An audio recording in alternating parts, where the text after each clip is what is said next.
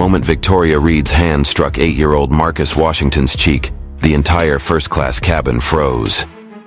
Nobody moved, not the other flight attendants, not the shocked passengers clutching their drinks, not even the air seemed to circulate. Marcus's father, Solomon Washington, America's first black trillionaire, slowly lowered his phone, his eyes darkening with quiet rage. "You shouldn't have done that," he whispered, his finger already dialing. Victoria smirked, not realizing her 20-year aviation career had just ended, along with something much greater than she could possibly imagine. How could one impulsive slap reveal a conspiracy that would shake America's corporate world to its core? Before we dive into this shocking story of discrimination and justice, let me know where you're watching from.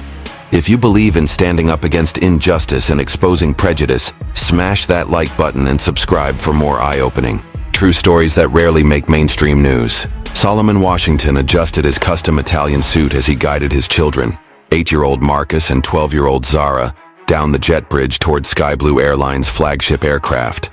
Despite owning a fleet of private jets, Solomon occasionally flew commercial to stay connected with everyday experiences. His newest tech innovation had just pushed his net worth past the $1 trillion mark, making headlines as America's first black trillionaire. Marcus bounced excitedly, clutching his favorite action figure, while Zara walked confidently beside her father, already showing the poise that would one day make her a formidable businesswoman in her own right. As they reached the aircraft door, flight attendant Victoria Reed's welcoming smile instantly vanished when she saw them. Her eyes narrowed, scanning their designer clothes with unconcealed suspicion. "Economy boarding is from the rear entrance," she said sharply, not even bothering to look at their tickets. Solomon calmly held up 3 first-class boarding passes. "We're in seats 2A through C." Victoria snatched the passes, examining them as if searching for forgeries. She reluctantly stepped aside with a tight-lipped, "Very well," muttering just loud enough to be heard. They'll let anyone up here with points these days. As the Washingtons made their way to their seats, Solomon noticed the stark contrast in treatment. A white family in expensive but less refined clothing was greeted warmly, offered pre-flight champagne, and had their bags expertly stowed by the same attendant who had barely acknowledged his family's existence. "Daddy, why was that lady mean?" Marcus whispered, his innocent eyes confused. "Some people judge books by their covers, son," Solomon answered quietly, helping his children settle in. He'd built his empire by noticing patterns others missed, and he immediately began mentally documenting each interaction, each subtle slight. This wasn't his first encounter with discrimination, despite his wealth. Money might have bought him access to exclusive spaces, but it couldn't buy respect from those who refused to see past his skin color. As other passengers boarded, Solomon reflected on his journey from the struggling Brooklyn neighborhood where he grew up. His single mother had worked 3 jobs to keep him in a decent school, where his mathematical genius had eventually earned him scholarships. Even with degrees from MIT and Stanford, venture capitalists had initially refused to fund his startups until a blind submission process finally gave his innovations a chance. Each step had required 10 times the effort of his white counterparts. Victoria purposely avoided their section during pre-takeoff service. When she finally approached, she addressed the white businessman across the aisle first, then the elderly couple behind them, before reluctantly turning to the Washingtons. "Anything to drink before takeoff?" she asked flatly. "Apple juice, please," Marcus requested politely, using the manners his father had carefully instilled. Victoria's eyes rolled slightly. She turned to another flight attendant and said loudly, "These people always cause extra work. Watch them ask for the entire beverage cart." Solomon maintained his dignity, his face impassive despite the burning indignation he felt. Zara squeezed his hand, her young face showing she understood exactly what was happening. When Victoria returned, she carelessly thrust the drink toward Marcus. The plastic cup tipped, spilling cold water across Solomon's lap and onto his $5,000 suit. "Oh," Victoria said without a hint of apology. "Your son should be more careful when grabbing things." Solomon calmly pressed the call button. A male flight attendant named Michael Pierce arrived, his senior rank indicated by the additional stripes on his uniform. "Is there a problem?" Michael asked, his eyes darting between Victoria's smug expression and Solomon's soaked pants. Your colleague deliberately spilled water on me and then blamed my 8-year-old son, Solomon explained calmly. Michael's face hardened. Sir, I'm sure it was an accident. These things happen during turbulence. We're still at the gate, Zara pointed out. Michael's eyes narrowed at the child who dared speak up. I assure you none of our staff would intentionally do such a thing. Perhaps you're being a bit sensitive. The implication hung in the air. Solomon recognized the unified front forming against his family. He'd seen it countless times in boardrooms and country clubs before his success had become too substantial to ignore. He pulled out his phone and began typing notes, including names and times. This subtle action caused both flight attendants to exchange nervous glances before they retreated to the galley. As the aircraft pushed back from the gate, Solomon watched Victoria laugh with her colleagues while gesturing toward his family.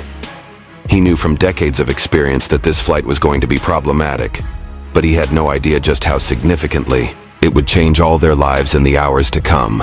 As the plane climbed through turbulent air, little Marcus Washington whimpered softly, his small hands pressing against his ears.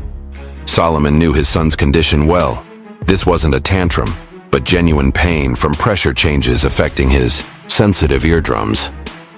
He fished in his bag for the special eardrops the pediatrician had prescribed, but before he could administer them, Victoria's sharp voice cut through the cabin. That child needs to stop making a scene, she announced loudly. This is first class, not a playground. Solomon noticed a white family across the aisle, whose toddler was crying much more loudly. Victoria was already there, cooing sympathetically, and offering warm towels and candy to help with ear pressure. The contrast couldn't have been more stark or more public. Have you ever witnessed someone being treated differently based solely on their appearance? Comment number 1 if you've experienced discrimination firsthand or seen it happen to others. If you believe everyone deserves equal treatment regardless of their skin color or background, show your support by hitting that like button and subscribing to our channel for more stories that expose injustice. Zara, wise beyond her 12 years, stood up and addressed Victoria politely. Excuse me, ma'am. My brother has a medical condition. He's not being disruptive on purpose. Victoria's face contorted with anger at being challenged by a child, especially a black child in what she clearly considered her domain. She placed her hand firmly on Zara's shoulder and pushed her roughly back into her seat. Your kind need to learn your place, she hissed, low enough that only the Washington family could hear. If you can't control your children, perhaps you shouldn't bring them into adult spaces. Solomon felt his heart pound with controlled rage as he witnessed his daughter being manhandled. He discreetly positioned his phone to record the escalating situation while comforting both his children. Several passengers had noticed the commotion, but most studiously avoided eye contact, their silence a familiar form of complicity he'd encountered throughout his life. However, one elderly white woman seated nearby Beverly Matthews, a retired principal, cleared her throat loudly. Young lady, Beverly addressed Victoria, I believe your behavior toward these children is completely inappropriate. I'd like to speak to your supervisor. Victoria's professional mask slipped entirely as she turned to Beverly. Ma'am, I'll be serving your section last now, since you want to involve yourself in matters that don't concern you. The threat was clear, and it expanded the circle of Victoria's targeted mistreatment. Solomon nodded appreciatively to Beverly, who responded with a knowing look that communicated volumes about witnessing injustice and refusing to stay silent. As the seatbelt sign dinged off, Marcus whispered urgently to his father that he needed to use the bathroom. Solomon pressed the call button, but Victoria ignored it for nearly 10 minutes before stomping over. Yes? She asked impatiently. My son needs to use the restroom, Solomon explained. Victoria gestured to the illuminated sign overhead. The seatbelt sign might come back on at any moment. He'll have to wait. Not 30 seconds later, a white boy approximately Marcus's age stood up from his seat and headed toward the bathroom. Victoria smiled warmly at him as he passed. The boy's father hadn't even needed to ask permission. What would you do if you witnessed such blatant double standards happening right in front of you? Would you speak up like Beverly, Or remain silent like most of the other passengers? What do you think happens next in this escalating situation that would lead to an entire flight crew losing their jobs? Stay tuned as the tension builds to a shocking breaking point. Solomon stood up, his imposing 6'3" frame commanding attention without raising his voice. My son will be using the restroom now just like that child is. I'm also going to need your full name and employee ID number. Victoria's face flushed with anger. Are you threatening me? I'm documenting a pattern of discriminatory behavior, Solomon replied calmly, helping Marcus out of his seat. There's a difference. As Marcus made his way to the bathroom, Victoria pulled out her phone. Keep this up, and I'll make sure security meets the plane. We don't tolerate disruptive passengers, regardless of who they think they are. The threat hung in the air as Solomon guided Marcus past her. He'd built an empire by recognizing when to fight and when to strategize. Right now, he was doing both, collecting evidence while protecting his children. Victoria had no idea she wasn't dealing with just any passenger, but with a man whose strategic brilliance had revolutionized 3 different industries and broken barriers previously thought impenetrable. What she also didn't know was just how, catastrophically, her next actions would change the trajectory of everyone on that flight. 2 hours into the transcontinental flight, the first-class cabin filled with the aroma of seared filet mignon and truffle risotto as meal service began. Passengers in the first few rows received their carefully plated lunches on fine china with proper silverware, a hallmark of Sky Blue's premium service. Victoria moved methodically through the cabin, serving everyone with practiced efficiency until she reached the Washington family's row. We're out of the beef option, she announced flatly, despite Solomon having clearly heard her confirm with the previous passenger that both options remained available. The chicken is fine, Solomon replied, maintaining his composure as he'd learned to do through decades of similar treatment. When the meals finally arrived 20 minutes after everyone else had been served, Marcus's chicken was visibly cold. The sauce congealed unappetizingly on the plate. Zara's vegetarian meal was missing several components that the identical meal across the aisle included. Solomon's food appeared to have been deliberately messed with, though he couldn't prove it. Marcus looked down at his plate, then at the dessert cart being brought around that contained chocolate cake slices. His disappointment was evident, but he'd been raised to speak up politely when something wasn't right. Excuse me, Marcus said in his small voice as Victoria passed with the dessert cart. I think my dessert is missing. Victoria spun around, her face instantly hardening. There's no dessert with the children's meal. But everyone else got cake, Marcus pointed out, gesturing to the other child passenger happily eating a large slice. Are you calling me a liar? Victoria's voice rose sharply. Or are you just trying to get free food? Several nearby passengers shifted uncomfortably. A businessman across the aisle cleared his throat. The boy is right. All the meal services include dessert according to the menu. Stay out of this, Victoria snapped at him before turning back to Marcus. This is exactly the kind of behavior I'd expect. Marcus, fighting back tears at the public scolding, reached hesitantly toward his father's untouched cake, seeking comfort in the small pleasure. Victoria's hand shot out like a viper, slapping Marcus's small fingers with enough force to leave an angry red mark across his knuckles. Don't touch what isn't yours, she hissed. The cabin fell deadly silent. Several passengers gasped. Marcus's eyes welled with tears of pain and humiliation, but he fought to maintain his composure as his father had taught him. Solomon remained still, his face betraying nothing while his mind calculated his next move with the precision that had made him a business legend. You hurt me, Marcus whispered, a single tear escaping despite his best efforts. Something in Victoria snapped at this simple statement of fact. Perhaps it was the calm dignity of a child she'd expected to crumble into a tantrum. Perhaps it was the increasingly disapproving looks from other passengers. Whatever the trigger, her hand lashed out again, this time striking Marcus across his cheek with an audible crack that echoed through the silent cabin. Don't you dare accuse me of anything, you spoiled brat, she spat. Time seemed to stop. A woman gasped. Someone's drink tumbled to the floor. Marcus sat frozen in shock, the red imprint of an adult hand blooming across his small face. Solomon Washington had faced discrimination, barriers and outright hostility throughout his meteoric rise from Brooklyn housing projects to becoming America's first black trillionaire. He had always responded with strategic precision rather than reactive emotion. This disciplined approach had built his empire and broken countless barriers. But he had never before witnessed someone physically assault his child. With deliberate calm that belied the fury coursing through him, Solomon pulled out his phone and pressed a number on speed dial. Victoria watched with a smug expression, clearly expecting him to call customer service where his complaint would disappear into corporate oblivion. "Gregory," Solomon spoke quietly into the phone, his eyes never leaving Victoria's face. "It's Solomon. I'm on Sky Blue Flight 1857 from New York to Los Angeles. I need you to contact Chairman Rivera immediately. A flight attendant named Victoria Reed just physically assaulted Marcus. Twice. I have it on video." Victoria's smirk faltered slightly, but she maintained her confident stance. "Sir, you aren't allowed to make calls during flight," she said loudly for the benefit of nearby passengers. "And we don't appreciate passengers trying to name drop or make threats." Solomon simply held her gaze as he continued speaking into the phone. "Yes, I'll hold for the chairman."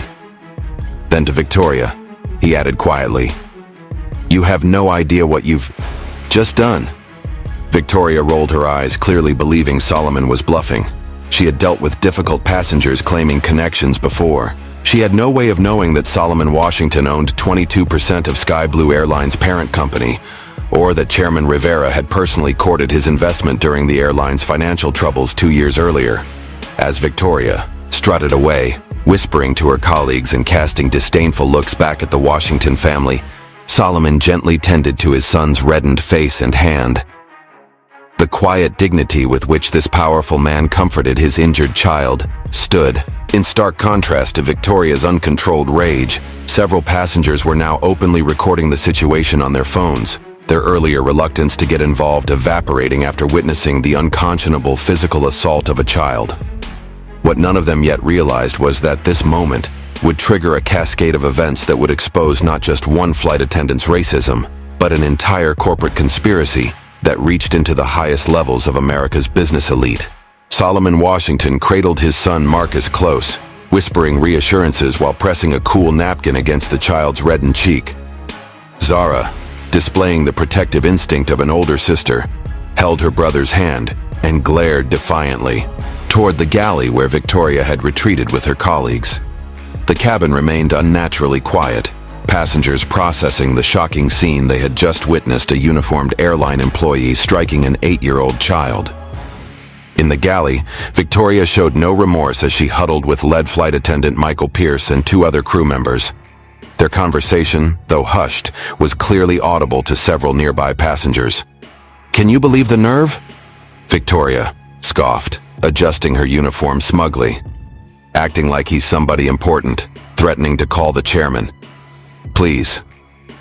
Michael shifted uncomfortably, his eyes darting toward the Washington family. "Vic, do you know who that is?" "Some rich guy who thinks the rules don't apply to his bratty kids," Victoria replied dismissively. "That's Solomon Washington," Michael whispered urgently. "The tech billionaire. Actually, I think he's worth even more now." A flicker of uncertainty crossed Victoria's face, quickly replaced by hardened resolve. So what? These people always play the race card when they don't get special treatment.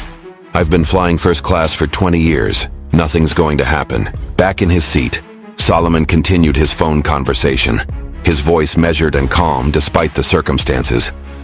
Marcus had stopped crying, but remained pressed against his father's side, the child's usual exuberance thoroughly crushed. Nearby, passengers alternated between pretending to mind their own business and casting sympathetic glances toward the family. Exactly 22 minutes after Solomon's call, the plane's intercom crackled to life with the captain's voice.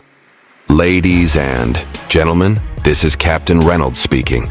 I've just received instructions from our operations center to divert to Denver International Airport for an unscheduled landing due to an administrative matter.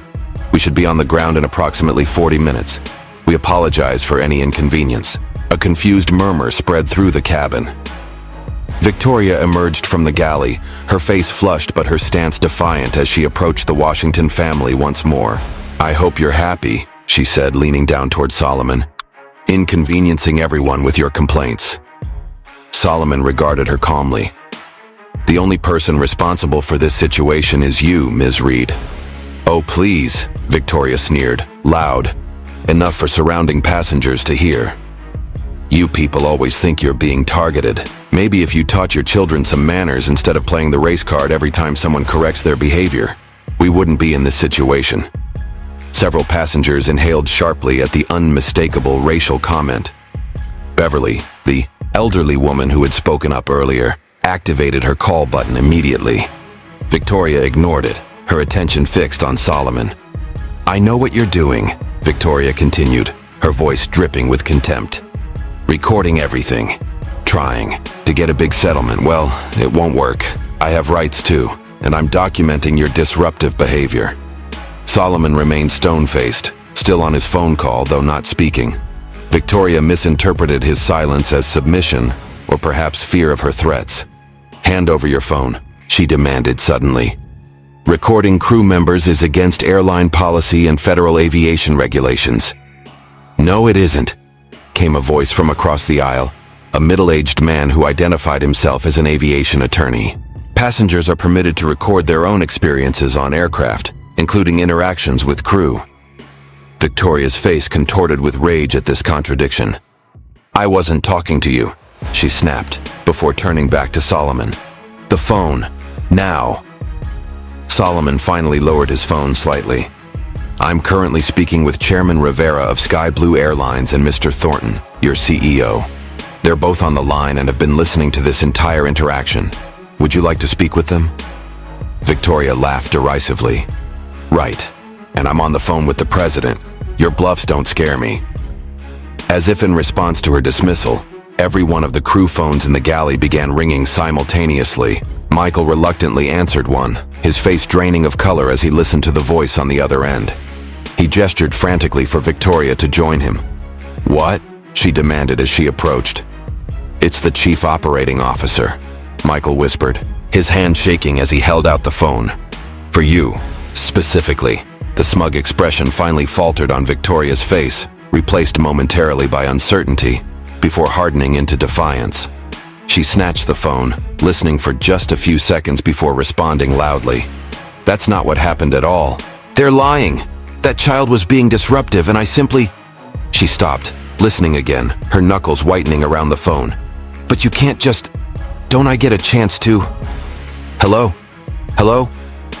The Denver skyline came into view as the aircraft began its descent. Victoria stormed back to the Washington family, her professional demeanor completely abandoned.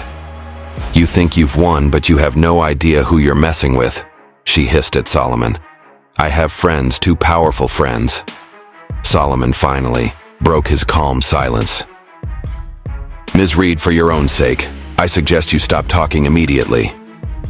As the plane touched down at Denver International, passengers were startled to see a veritable welcoming committee waiting on the tarmac through the aircraft windows. Not the usual ground crew, but what appeared to be airline executives in suits, accompanied by airport security officers. Victoria maintained her confidence right until the jet bridge connected and the aircraft door opened. When the lead person, a woman in an impeccable suit with a sky blue executive badge, stepped aboard, Victoria stepped forward with a victorious smile.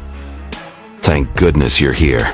This passenger has been harassing me and making false accusations. I need him removed from the flight immediately." The executive didn't even glance at Solomon. Instead, she addressed the pilot. "Captain Reynolds, I'm Diane Morales, Vice President of Flight Operations. I need your entire cabin crew to deplane immediately with your documentation. A replacement crew is standing by." Victoria's face crumpled in confusion. "Wait, what? We're being deplaned? But what about them?" She pointed accusingly at the Washington family. "Ms. Reed, along with the rest of this cabin crew, is being removed from duty effective immediately pending investigation," Morales announced, loud enough for all passengers to hear. "Airport security will escort you to the administrative offices, As security officers stepped forward, Victoria's professional facade completely crumbled. "This is ridiculous. They're lying. It's all because he's rich and black. This is reverse racism." Passengers watched in stunned silence as Victoria was escorted from the aircraft, still shouting accusations. Michael and the other crew members followed quietly, their faces ashen. Through the windows, first-class passengers could see a new crew approaching across the tarmac. "Ladies and gentlemen," Morales addressed the cabin. "On behalf of Sky Blue Airlines, I extend our sincerest apologies for this unfortunate incident and the delay in your journey. A new crew will be taking over to ensure your comfort for the remainder of your flight to Los Angeles. We will be providing compensation details before arrival." She then approached the Washington family directly, kneeling to eye level with Marcus. "Young man, on behalf of our entire company, I want to personally apologize for your experience today. What happened was unacceptable and does not reflect our values." As the replacement crew boarded, bringing fresh meals and premium amenities for all passengers, Solomon Washington watched the proceedings with measured satisfaction. This immediate response was appropriate, but he knew from experience that systemic problems rarely had simple solutions. What none of the relieved passengers realized was that this incident was far from over. In the terminal, as they refueled and prepared for continuation to Los Angeles, Victoria broke away from her security escort. She sprinted toward the windows overlooking the aircraft, her face contorted with rage. She pounded on the glass, pointing at Solomon and shouting words that passengers couldn't hear but could easily read on her lips, racial slurs and threats that shocked even those who had witnessed her earlier behavior. Airport security quickly restrained her, but not before dozens of passengers had captured her tirade on their phones. As she was led away, Solomon made eye contact with her through the window. In that moment, Victoria Reed seemed to realize that her 20-year career had just ended. What she couldn't possibly know was that this was merely the first domino in a sequence that would ultimately expose corruption reaching into the highest echelons of corporate America. The replacement crew served the Washington family with impeccable courtesy as the plane finally took off for Los Angeles. Yet Solomon's mind was already racing ahead, analyzing the incident not as an isolated case of discrimination, but as a data point in a larger pattern. His instincts, the same ones that had built his business empire, told him something more was happening beneath the surface. Victoria's parting threat about powerful friends hadn't been the desperate bluff of a terminated employee, but a warning he would soon discover was all too real.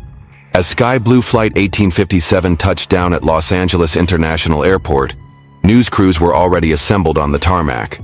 Word of the incident had spread like wildfire across social media, with several passengers having sent videos to news outlets. During the Denver stopover, Solomon guided his children through the terminal, Marcus still subdued and holding tightly to his father's hand, Zara walking protectively on her brother's other side. Have you ever seen justice delivered swiftly when someone in power abuses their position? Comment number 1 if you believe companies should take immediate action against employees who discriminate.